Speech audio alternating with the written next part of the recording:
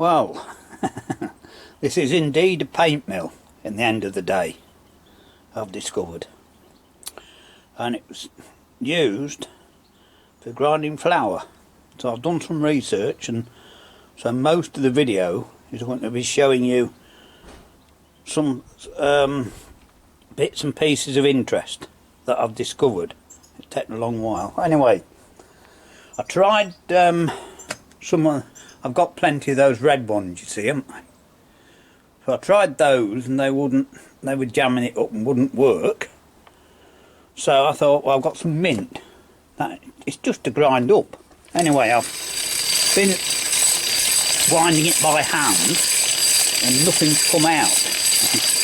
Whether it will or not, I don't know. And I've got it fairly tight, so it wants running for a long while with a big pile in, you see. So I thought, well, I've got, you remember the bit of box section I've got? I thought, well, I'll mount it on there, you know, just one side and block the other, but it's too far over. So what I'm going to do, well, I'll show you in a bit. Now, remember the bit of box section I've got? Well, I needed a bit 10x8, but that bit, it's too big, it'll go on. And problem is that I cut that off, angle grind it off like that, just to get rid of it. And I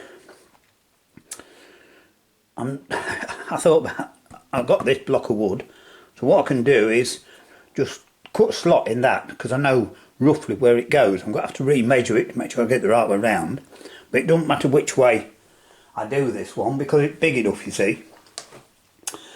And then I found a shorter belt, and we can put the belt on, and if I put it on and put it on square here, right, with it I can move it about, can't I? It's got to be easier to slot some holes on here if necessary, right? And then the only bit of luck I have had is that the holes in the grinder are, I can't remember what it is, but they're similar to 13mm, because we don't know where it was made or anything, you see. So anyway, that's what I'm going to do, but it's probably going to rain today, and we're not going to get it finished today, so we'll have to give it a run another day. Well, this is how we found out. If you can see, if you can read Engine Vid's comment, it's a paint mill. I have one here, and he replied several times, right? So that's how the first time I found out that it was a paint mill. But then, as you've seen, it was advertised as a corn grinder, and it was an honest mistake, so I've not bothered the man. But then I put the video, and it said it looks more like a paint pigment mixer than a corn mill, right? Certainly looks like a paint mill to me. Sure isn't a corn mill. Paint mill, I think. I had one. Paint mill, I'd say. So that's how I found out it's a paint mill.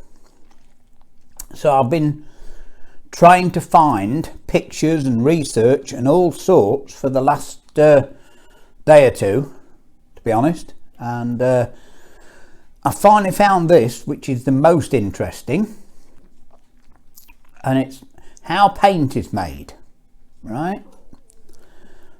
And I'll just turn that so you can read it. The first use of paint can be traced back to the French and Spanish people more than 20,000 and 25,000 years ago. But then it says, Thomas Child built the first American paint mill. It was located in Boston, Massachusetts. The first patent for paint was purchased in 1865. However, it wasn't until 1867 that this company began mixing paint for consumers. Before 1930, stone mills were used to grind the pigments. So this is it's to grind flowers up really for the pigment. I'm not making paint, definitely, but that's sort of interesting. Now it says most people don't give paint much thought. Well, that's true. I mean, it's not one of my skills, it's one of my failures, especially brush painting. I could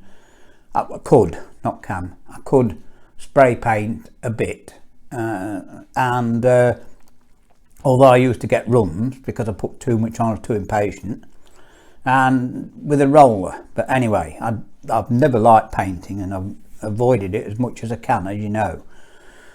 Anyway, most people don't give paint much thought. They see it as nothing more than a colourful tint that is applied to the walls. However, paint is more than just colour. It is a liquid material that dries to a beautiful finish. It takes a complex chemical process to turn this liquid into a solid. Paint is used for beautification, protection, sanitation, even identification. Currently, many have no clue what paint is made of and the process that used to generate it. So the ingredients in paint, there are four main components. They are resins, additives, solvents and pigment. The resin is the binder that holds all the pigments together. It allows the product to adhere to the surface it is painted to. A water-based paint uses acrylic emulsion polymers to bind. Common acrylic polymers come in a wide variety of types and combinations, such as methyl and butene methylcrystallate, I think that's how it's pronounced, seen. Inexpensive paints use polyvinyl acetate to bind. So it's quite a complex thing. If you want to read this one, I'll put the link for this in the description. So as I say, it's turned out for that. We're only doing it for an experiment. I have made I want to go back to my channel and we'll just leave it on with the sound off, because I think it's running on it. I'll get rid of that. I'm using my wrong hand and it hurting. So I think we've I can hold.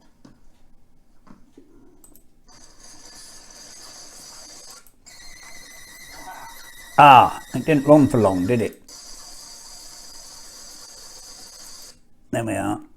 Let me just stop that, kill the sound, and let you just see this little bit. Anyway, we've had a bit of fun. It's only for a laugh, isn't it? And it'll be a demonstration. So anyway, I've made a slight progress, but I've got to keep stopping. You know, I've no energy at all at the minute, and it's not working. So I've cut a hole in the wood and drilled holes and made a start. Right. So hopefully in a day or two we'll get that job finished. Right. Anyway, I'll put this bit on at the end because you can then choose, you know, if you want to see it or not, can't you? And I will endeavour to make something so the bolt's a bit tighter, you know, 'cause I haven't got a pulley, and we'll get a load of those mint leaves to start with and a stick and just see if anything will come out at all. You know, if it doesn't matter, does it? It's just a demonstration. Right, hope you're enjoying this anyway, and we've all learnt something.